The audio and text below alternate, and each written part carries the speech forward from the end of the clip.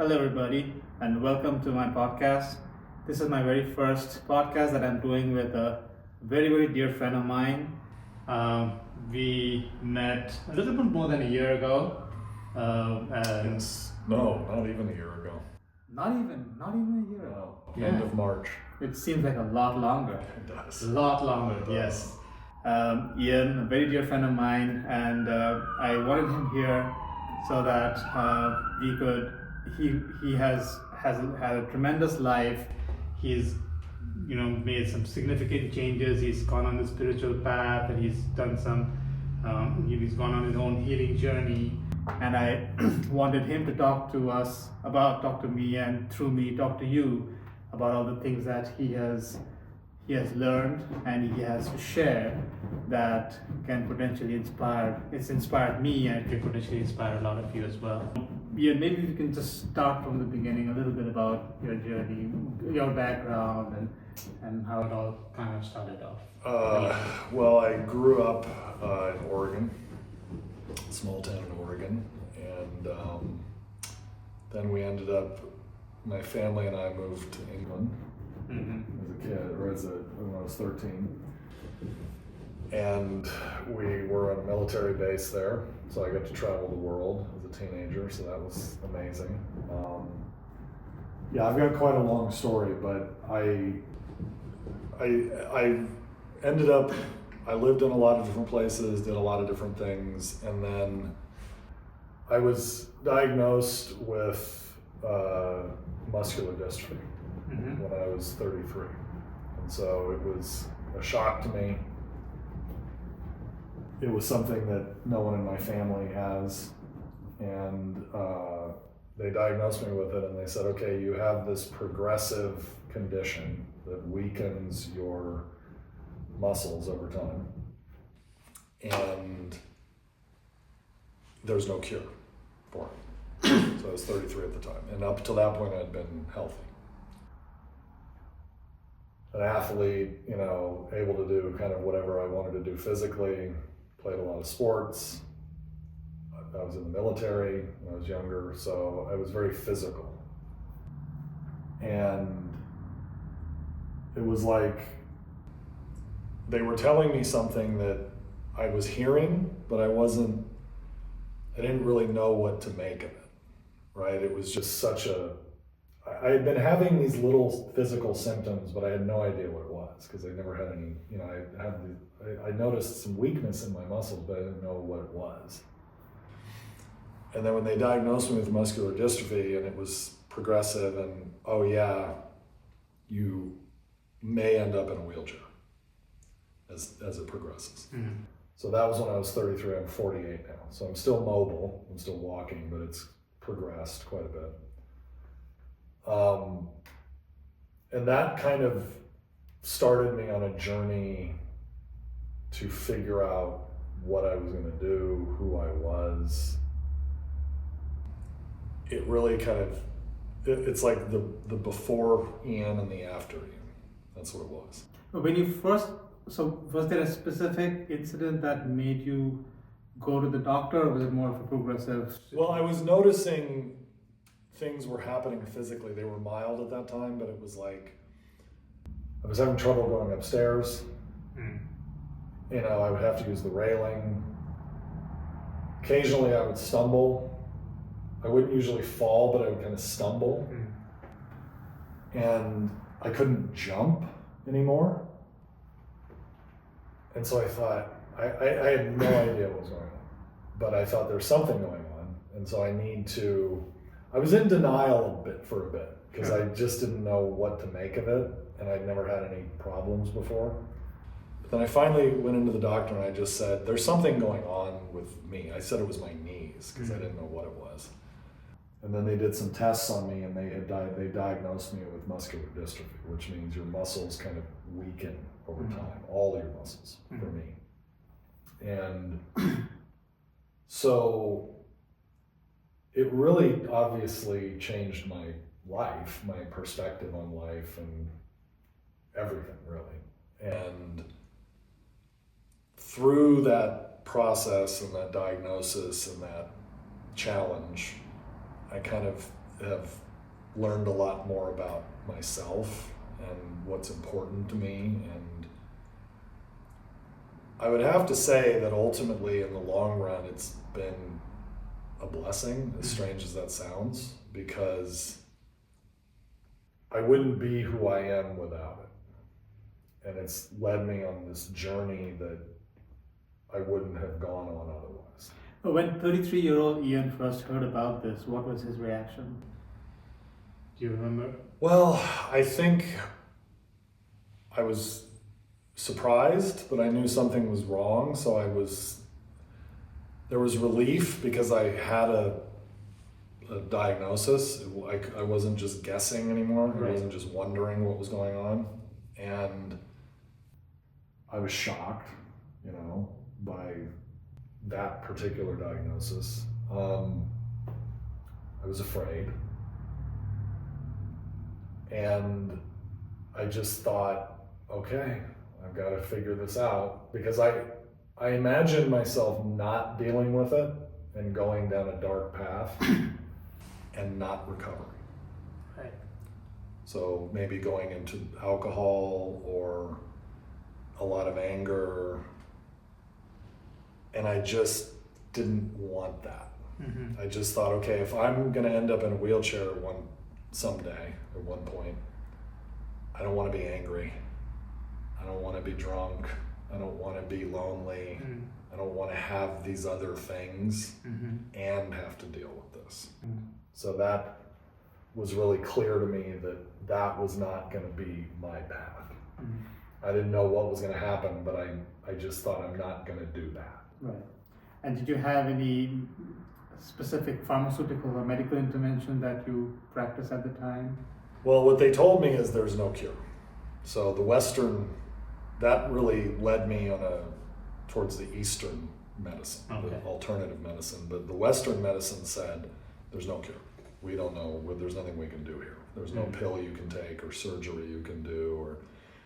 So that was kind of strange too, because I have this thing and there's nothing I can do. It's not like, oh, change your diet, take this pill, get this surgery. There was none of that. So there was really nowhere for me to go in terms of curing. So I thought, well, I'm going to have to figure out my path for me with this in my life, and it's going to be probably lifelong, and how that's going to affect my life and what my life's going to look like. But I wasn't really thinking about a cure because they told me there was no cure. Got it. Okay. So talk to us a little bit about when did you start searching for alternative medicine, and what did you find? What was the first thing that you saw? Well, I remember initially I went into counseling. So that was kind of my initial, I need to deal with this mentally and spiritually in some way. Went into counseling. I started going to Al-Anon meetings, which are not for alcoholics, but for family members of alcoholics, because I had family members that were alcoholics, and kind of figuring out how to deal with that, with all these things that had affected me in my childhood and what I was dealing with in the moment. And then I went into graduate school to get a master's degree to work with children. I was going to be a school counselor. And while I was in that program, somebody told me about acupuncture. And they said, they knew, I think it was someone that a partner of theirs that was at the acupuncture school. They were training to be an acupuncturist. They said, you should try this out. And so I went into this school and they started to give me acupuncture. And then I remember at one point I had cupping done, which is where they do they put it on your back and they kind of seal it with heat. Okay. And it puts these marks on your back, but it's kind of taking toxins out of your body. And I just became interested in those things because I thought it made me feel better. And it was outside of the Western norm. So it was interesting to learn about. And then what I remember specifically, once I started going to that school, I met someone that was a Buddhist. Okay. And his energy was so calm and so centered and so, I just felt like he knew something that I didn't know about life. You know, you could just, it wasn't necessarily said, it was his energy. And I actually, his name was Scott, but I actually nicknamed him Buddha. I would call him Buddha. And he was a Caucasian man, and just his energy was just very interesting to me. And I thought, I need to know more about that, whatever that is. He wasn't trying to convert me, but it was just his energy was very strong to me. And that kind of led me down the path of Eastern spirituality and Buddhism and, you know, acupuncture. And I had started with the acupuncture, but it just led me down another path, meeting him. So were you actively looking for a cure at this point, or did you accept that this is what you have to live with for the rest of your life and you were just looking to feel better? I think I accepted that it was what I was dealing with, and I was probably going to be dealing with it, but I was looking for a way to deal with my emotions and with my mind. What were you feeling at that time? What were your emotions that you were trying to deal with? Well, just the idea of I'm not going to be able to do a lot of the things that I'm used to being able to do. And I'm a pretty young man at that point. I'm in my mid-30s, you know, and I wanted my life to have meaning. You know, I wanted to feel like, because what I realized is my mortality became very clear to me at that point, at that age. At a young age. Right. So it's like, I knew that I was going to die. At that time, when like young men feel they're invincible. Right. And you felt that. And I did feel that up until that point. Right. And my condition is not considered terminal. So it's not, I'm not supposed to die from the condition, but I just became very aware that life doesn't go on forever. And you need to do the things you want to do now. If you have, you know, if you can move forward in life, I became very aware of that at that point, that I have to, whatever I want to do, I need to do. Okay. So how did that progress? So you met this Buddhist friend of yours, and then I know you told me about a Buddhist teacher that you started working with, right? So so this is a different person, but so I finished my master's program, and would have been about a year or so after I finished that, because my friend moved to Texas, so he finished his schooling and moved to Texas, and then I started going to I'm a veteran, so I started going to a veterans acupuncture clinic. Got it. And I met this woman there, this Vietnamese woman who was Buddhist, and she treated me once. And then she said, I want you to come into my office, because she was just doing the veteran clinic as like for volunteer purposes to work with veterans. And then she had her own office. She said, I want you to come into my office and work with me. And so I went into her office, and she told me that she could help me. And she said, you have a lot of anger, because she had checked my pulses.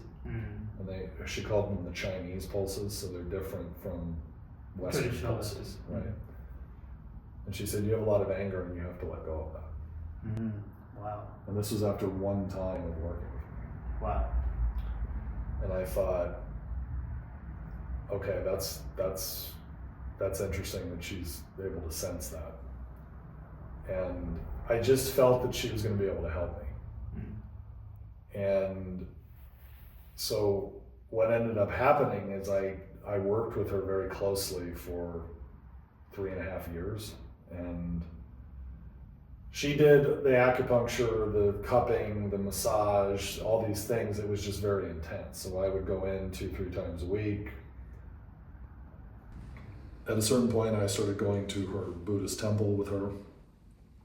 She's Vietnamese, so it was like all in Vietnamese. So I didn't understand the language, but it was there. I realized there's a universal energy that we all share. Whether you speak the same language, or you're from the same culture, right, or you're the same age, because she was a much older woman. But we understood each other. Mm-hmm. And so it changed my life in so many ways, but I just, observing her and seeing she was dedicated to her work and to helping people, and she didn't care much about materialism at all, really, or the things that people care about. And I thought, that's a path that I would like to walk down. Yeah, that I would like to have more of that in my life, as much as I can. Is this around the time that you got introduced to Dr. Joe's meditations, or? No, this was well before. Okay. Yeah, so this was when I was living in Portland, and I moved to Los Angeles in 2018. Okay. So she stayed in Portland, and I moved to LA, and I started some businesses with a friend of mine, and it was funny because when I came to LA, I got away from the spiritual path, right? Came to LA, I'm making money, I'm doing these things, and I did that for about 3 years after I moved to LA.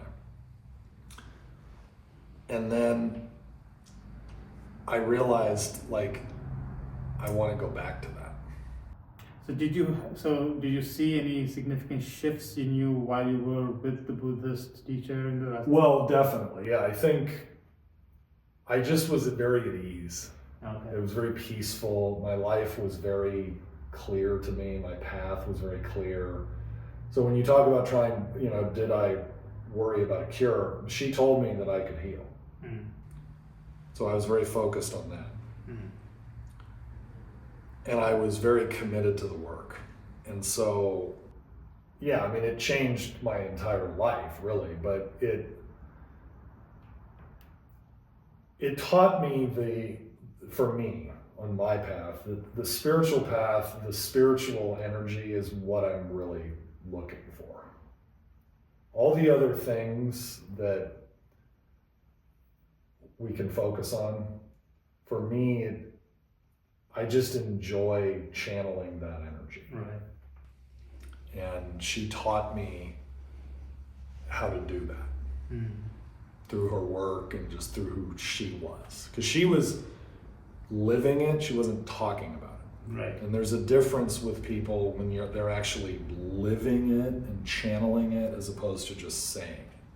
And then you came to LA and you got the opportunity to see the other side. Right. Well, I'd seen the other side, but I started drinking again, and I didn't like completely fall off, but I just thought, oh, I want to, because it was almost like I was it was so intense and so strict for that amount of time. It was like I went the other way when I got away out of that. Mm. And I did that for about 3 years. And then I just realized I don't want to do this anymore. Like, this isn't it. Like, I want to go back to feeling the peace and the harmony and the flow. Mm. So I stopped drinking, and I just got back into that flow. Mm. But I didn't find the Dr. Joe work for about, it would have been 2 years after that? Okay. So 2023. A friend, the friend I'm in business with, introduced me to a friend of his and a mentor of his who introduced me to the Dr. Joe work. Okay. And I kind of put it on the shelf for a couple months. I didn't really engage it. And then I just said to myself, okay, just commit to doing the meditations. So I just committed to 15 minutes a day, I'm going to do the meditations. And that's what I did. And I did that for about 6 months every day. And then I went to my first event in Orlando. You were there. I was there. Monica was there. But we didn't actually meet there. Right. But that was the first time I had a mystical experience, and it was extremely powerful. And that kind of changed my life again. Where it was like the Buddhism is great, and then this kind of added another element to it, because it's like I can do it for myself. Right. As opposed to when I was working with my Buddhist healer, it was like she was doing it for me. So you didn't feel like you could do it yourself. Yeah, it was like I'm the student and she's the teacher. I'm the the apprentice. Right. But with Dr. Joe, I thought, well, I can do this myself. Right. And that was very strong for me. Right. I can do it wherever I am or whenever I want, and I can connect with people that are doing the work, which I have, and it just took my spiritual work to another level. Tell me more about the Orlando event. You had a coherence healing too, right? I had coherence healings there, yes, and as I shared, I had my first mystical experience. Was it during the healing? No, although I did have mystical experiences during those healings, but the first one was before that. Okay. Do you remember which meditation was that? The pineal gland, or? I can't remember which one it was, but I remember it very clearly. So Dr. Joe was on stage and he was talking, and it was like I was doing the breath work and I was in the meditation, and then all of a sudden it was like, and everything kind of went away, and I was there going, okay, I've never felt this before. This is really interesting. And I didn't want it to end. And so he calls it the most unfamiliar familiar feeling you'll ever have. Yes. And so that's what it felt like. Mm. It's like you become one and you realize that there are these frequencies that are always there, but you're not tapping into them. And it was very powerful. Life-changing. Wow, okay. Yeah. And then did you feel anything during the coherence healings as well? I did, yeah. I had a couple more mystical experiences. There were 3 healings, and in 2 of them I had mystical experiences where, again, you just go into another frequency, and you feel very connected to everything. So you feel like you're one with everything. And I couldn't go back. There's no going back from that. There's no going back. Right. And so ever since then, I've really dedicated my life to this work, and on my own without, Dr. Joe is a teacher and other teachers, but I'm doing it kind of myself and connecting with other people who are doing the work, and it's been amazing. So how did that, so after the first Orlando event, how did that change your life? What specific things did you start doing which was different from what you were doing before? Well, I was able to, it's like my paradigm changed of life. So it wasn't just that I had an experience, it was my entire paradigm of reality changed. Right. So I no longer saw my life and the world the same way. And so I just wanted to experience that feeling and connect with people and share it and express it, be in it, do it. And so did your meditation practice change after that, or did you? Well, it became more intense and it became more intentional. Yeah, that's a good way to put it. It was,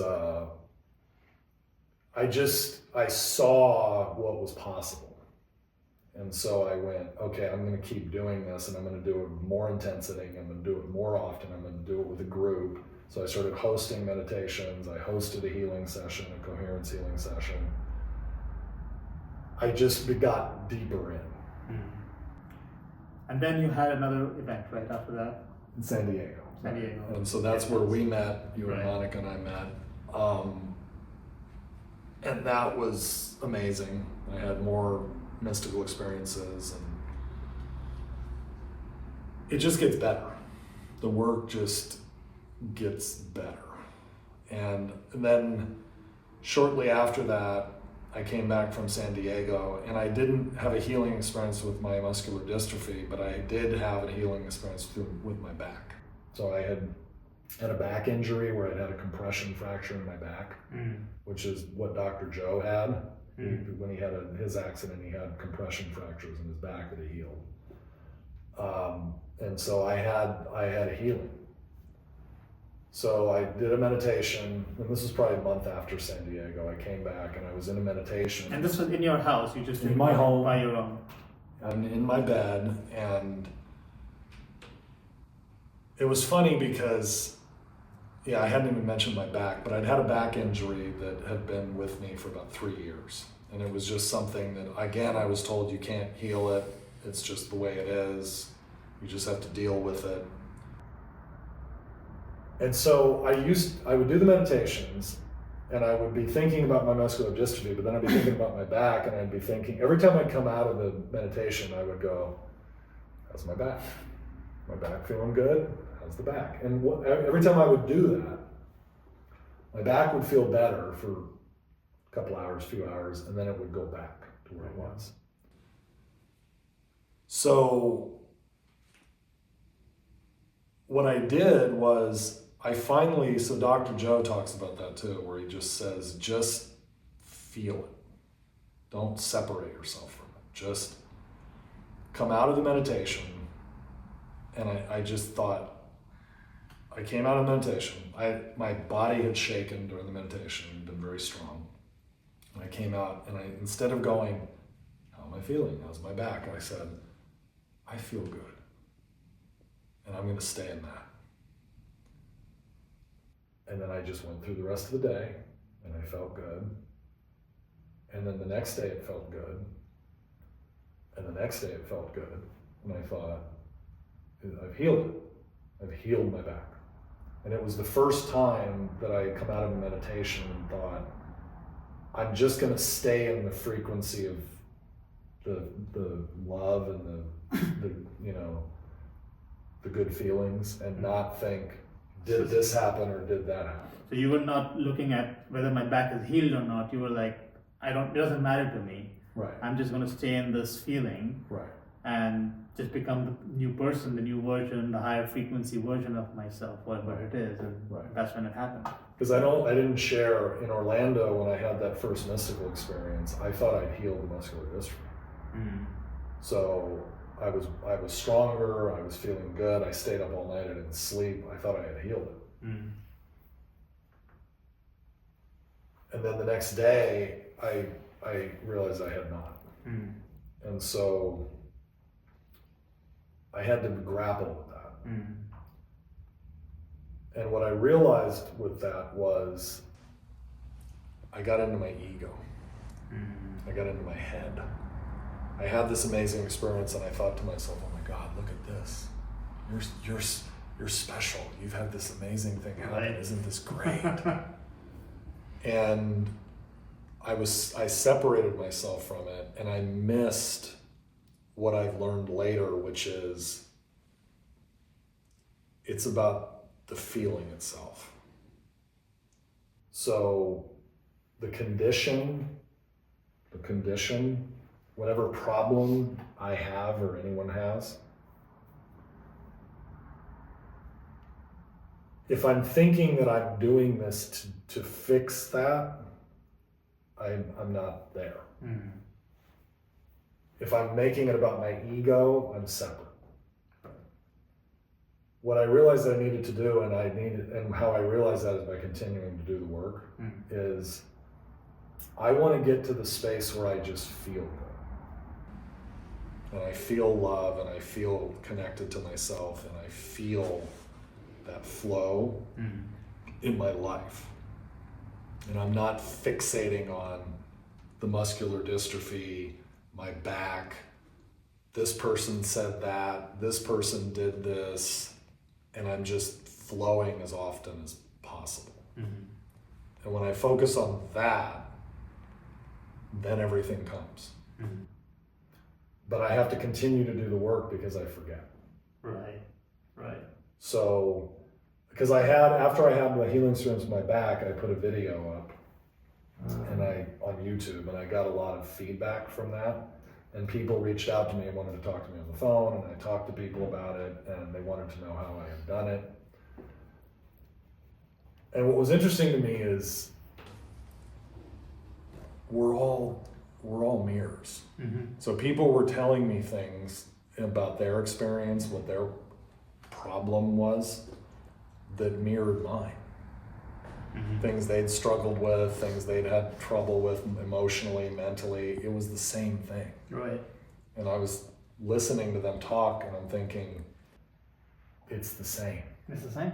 Yeah. It doesn't matter what the problem is, it's the same. Right. Whether it's a physical problem, or an emotional problem, or a relational problem, whatever it is. We're all wanting that flow. And when we get out of that flow is when we have the problems. Mm-hmm. And so people would say to me, well, I went to a Dr. Joe event and I felt great and I felt like I knew it all, and then I stopped doing the work. Right. Or I had a friend that was going through a tough time in his personal life, and he stopped doing the work. Mm-hmm.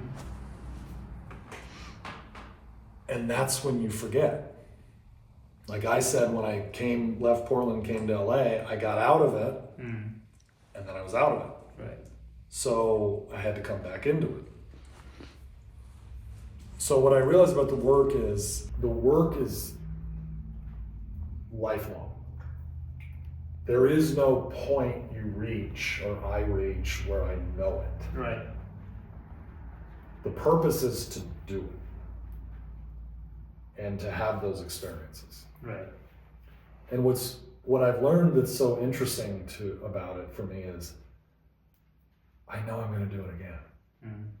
So if I have a meditation today and it's not like the other meditations, or I don't have a mystical experience, or I don't have a healing experience, I know I'm going to do another one tomorrow.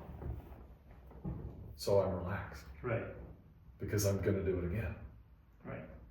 And so I don't attach myself anymore as much to what's going to happen. I just do it.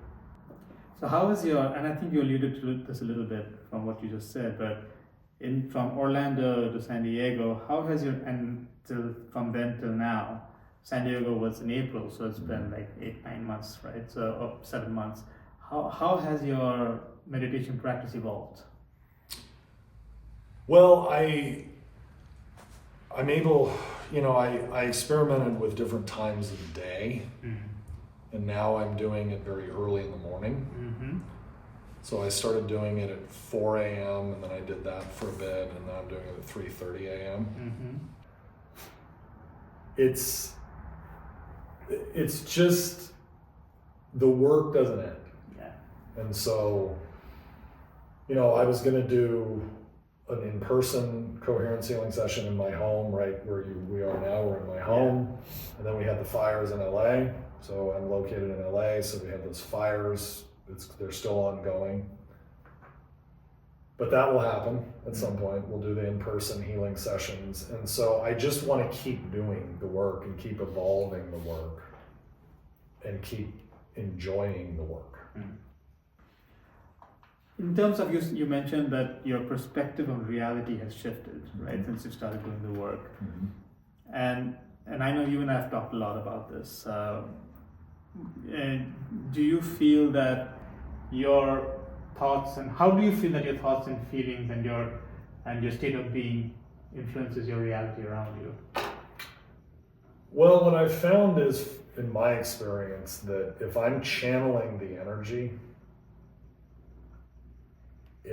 people understand it. Okay. Whether they're in it or not in it. And so what I've been feeling by doing this work is I just want to channel my energy, and I want to channel truth. Mm-hmm.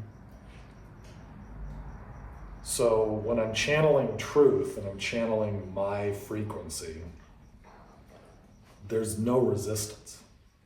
It just flows. But that means that I have to do it, and I have to do it without second guessing myself. Mm-hmm.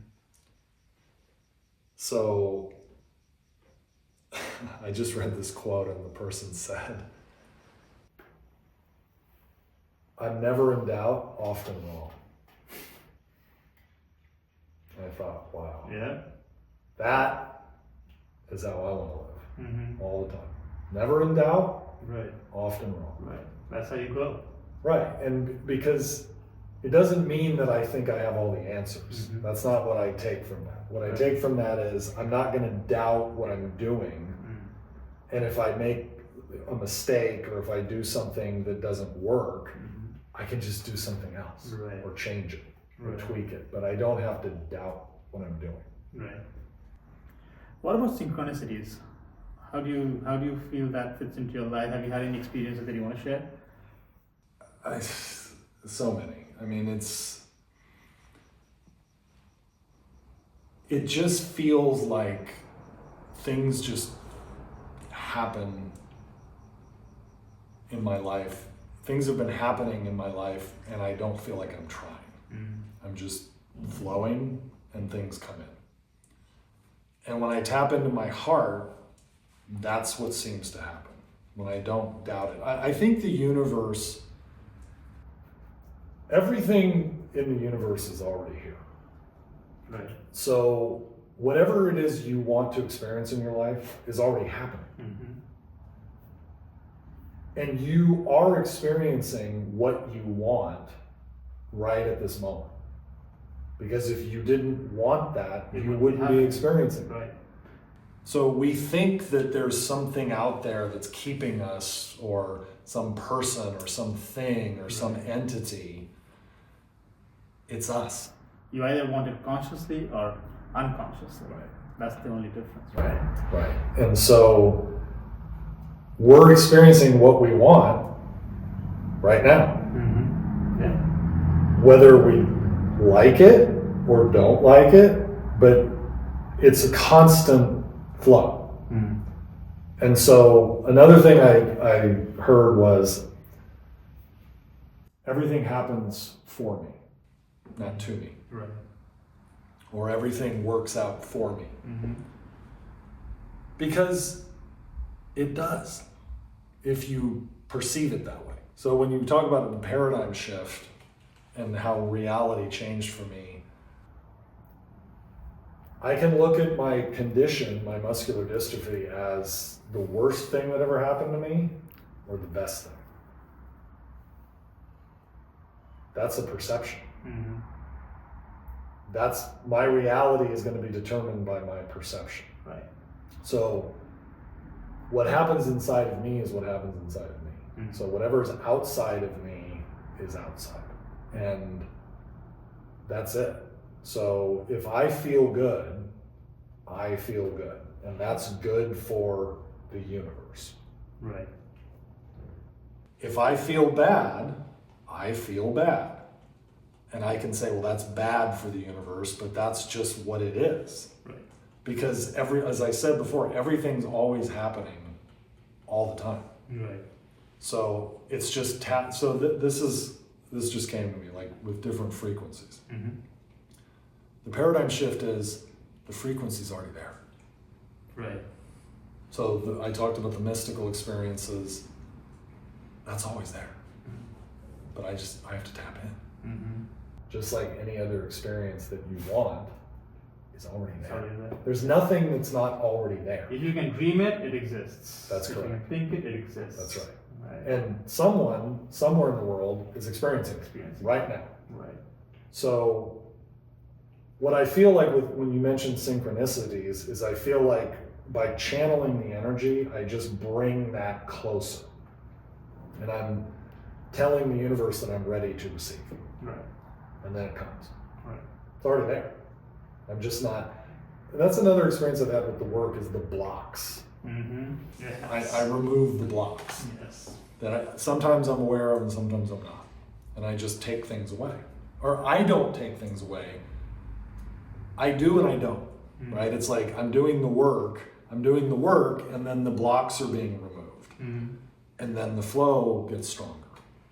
And so, because all of us have different things that we are challenged by. Right, absolutely. And so, my blocks are not your blocks. Right. But they are. Right? Right, yes. Because it's the same thing. Same thing, yeah. And that's been very interesting to think of. It's the same energy. It's just a different channel or a different frequency, but it's the same thing. And could you elaborate on any specific block and how you were able to overcome it, and how did it come to you through the meditation process? Well, I think what I realized is the ego is big. So like channeling things through my ego, right, instead of my soul. I realized that when I channel through my ego, it's always insufficient because the ego is insatiable. I think the soul is insatiable too, but the soul is oneness. The ego is me. Separation. Yes. So whenever I channel things through my ego, even if I get what it is that I'm wanting, It's not enough. it's never the same as when I just connect to the source. Right. And so I just want to go back to the source over and over and over and just keep tapping into that. And the more that I do that, the better that I feel. And it seems like the easier my life becomes without me trying. Right. And this came to me, in my perception, the ego is almost like a mirror of the past. And it's trying to protect you. It's always, that's the reason it's separation. It's because it's trying to keep you protected from what it considers external. Right. Whereas the soul there is no protection, there is no boundary. We're all one. It just wants to connect. Right. And through the heart, through the frequency of love, that's what we learn through the meditation. When we've connected, when you've had mystical experiences, I'm sure it was the heart that opened up and you've experienced all that oneness, right? So that's where, as men especially, we had those conversations too, we are always programmed biologically and even socially to be in our egos. Right? And I think for me, and I think what you said for you too, that overcoming the ego and going beyond and telling your ego, you're safe, it's okay. You don't. I hear you. I'm not going to invalidate what you're saying. I don't want to fight you, but I hear what you're saying. But I'm going to go in a different direction, Right. and you're going to come with me, right? I'm gonna. Yeah, it's like the ego is the child, Right. and the soul is the adult. I agree. That's exactly how I look at it too. It's the ego is going, hey, what about me? And there's fear and doubt and blame and guilt and shame. And then the adult says, it's fine. Everything's fine. You're good. You don't need to worry about that. Right. But you have to remind yourself over and over and Yeah. over again. It's like the things that were big deals for us when we were in kindergarten, and you go to your parents and you say that this happened to me in school, and the parents are like, it's okay, you're good. Right. It doesn't matter. Right. Doesn't matter what Kelly said to you. It's fine, right? But for you, it was a huge deal. That's how the ego is. That's fantastic. I love that. Love that analogy. Yeah, I feel this very same way. So fascinating. Thank you. So what about? So somebody's listening to this podcast and they have a similar situation and they're starting out on this journey. What would be your advice to them based on your experience? I think I would say a couple things. One is just commit. Just commit. So whatever, for me, my commitment was I'm going to meditate every day. I didn't commit to a certain amount of time. I didn't say I'm going to do this particular meditation. I just said I'm going to commit to this. Because that's what I've found where you get the greatest changes. Because it becomes initiated. It becomes part of you. But there's always going to be that part where you, and here's the thing, you're not always going to feel like doing it. Right. That's what people have to understand. Whatever you're doing, even if you love it, you're not always going to be in the mood to do it. But I've found that those can be even better meditations when I'm not in the mood. Because then I'm training myself that I can do it. And you're overcoming even more. Right. And so it's even stronger when you're able to push beyond that. Because I think a lot of people get stuck in, but I don't feel like it. I'm not in the mood. I'm having a hard time. You know, whatever it is, and then they don't do it. Right. And the other thing I would say is, it's up to you. So the biggest level up in my life has come from, I'm responsible. 100%. For everything I have, everything I don't have, I'm responsible. So that ties into the commitment, but it's up to you. If you don't do it, you don't do it. Right. And you don't have those experiences. And so that's how I look at what I do now. It's not good or bad. It's just, if I don't do it, I don't have that experience. Right. That's it. Nobody's going to tell you you have to do it. You don't need to feel badly about it. You're just not going to have that experience. Right. So you won't get that. Right. And if you would like to have that experience, you should commit to it. Right. While also being willing to go into the unknown. Because if you try to control it, you're separate. Yes. So I've had to learn that lesson too. Just do it and don't try to control it. Just do it. Because then the unknown for me is almost always better than the known. Because it's what I don't expect. If I just get what I expect, then it's like, well, I've gotten what I wanted. Right.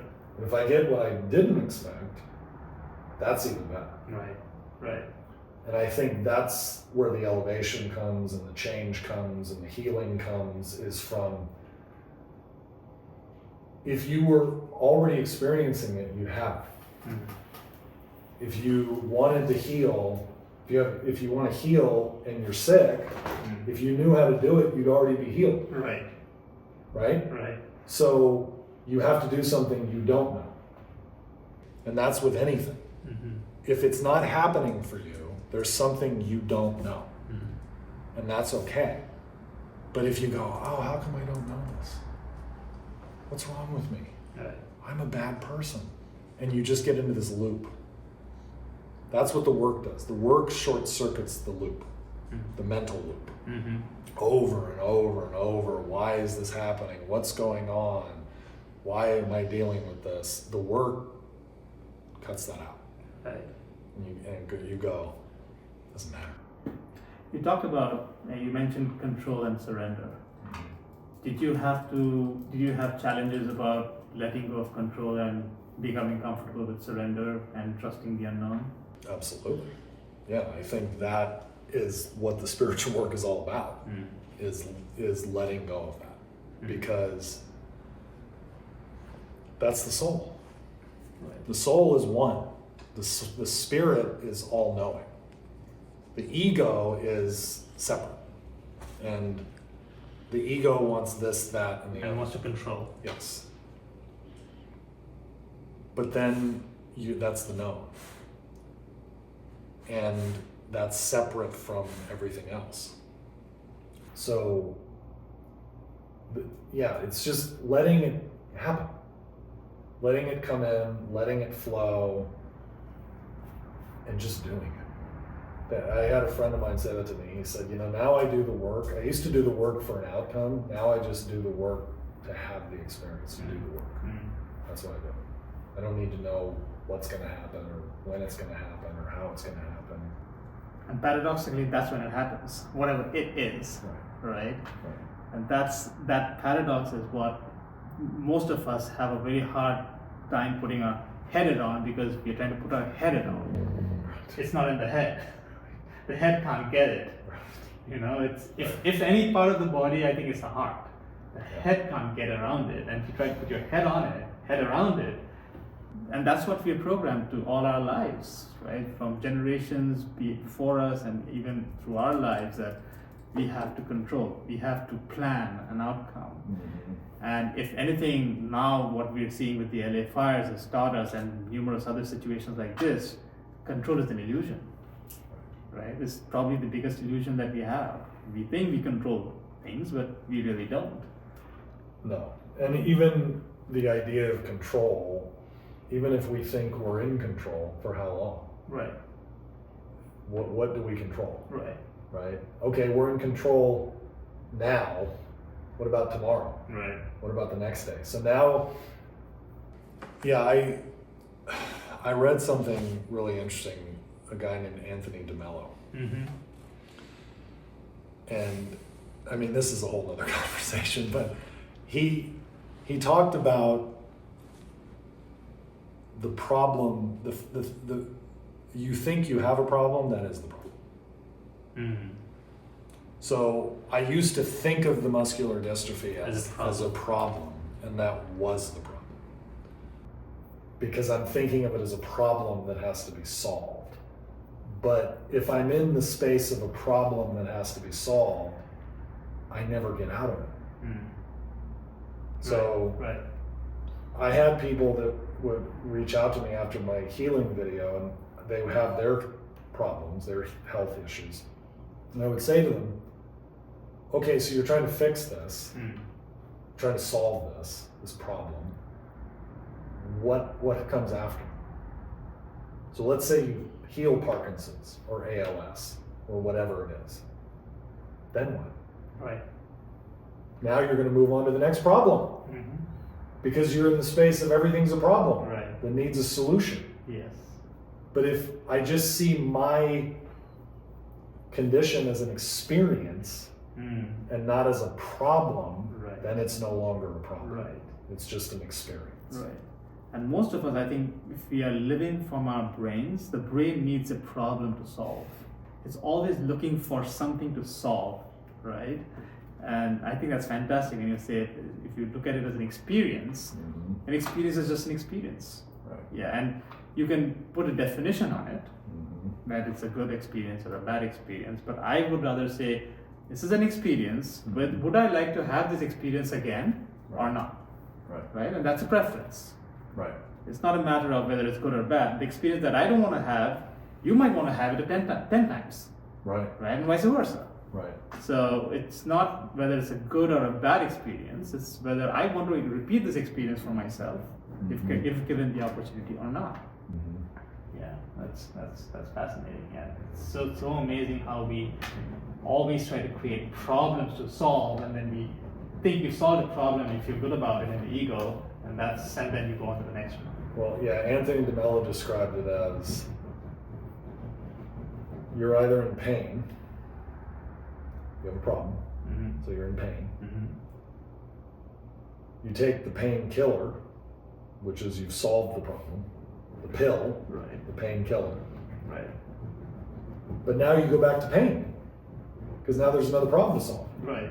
So you're either in pain or you're taking the pill, the painkiller. They're the only two states of being that you're in. Right. And you don't even know it. Right. And I thought, well, I don't want to do that. Right. So I'm either in pain or I'm taking the pill, the painkiller. I don't want to do that. Right. But unless I get out of that circle, that's what I'm doing. And that just hit me right between the eyes. And I thought, oh, okay, so I need to change how I perceive my situation, my experience, my life. Right. Because I don't want to be in that loop. It's karma. That's a whole different conversation. We can do this all day. You know? Okay. But in the interest of time, any final words? Anything else that you want to share with the audience? I'm very grateful to be able to do this work. And I would say to people, whatever the work is for you, doesn't have to be spiritual. For me, it has opened up a world. For you, I should say, I think it's all spiritual. It could be Dr. Joe, it could be anything you're doing. Yes. I think it all ends up Anything being spiritual. Yes. And so I would just encourage people to commit and do whatever it is feels aligned for them. And I think you'll see amazing things start to happen if you do that. Wonderful. Thank you so much, Ian. Thank you for your time. This was fascinating as always. I love our conversations, and as I said, we can do this all day, but we will end it here. Thank you so much for joining us for this very first podcast.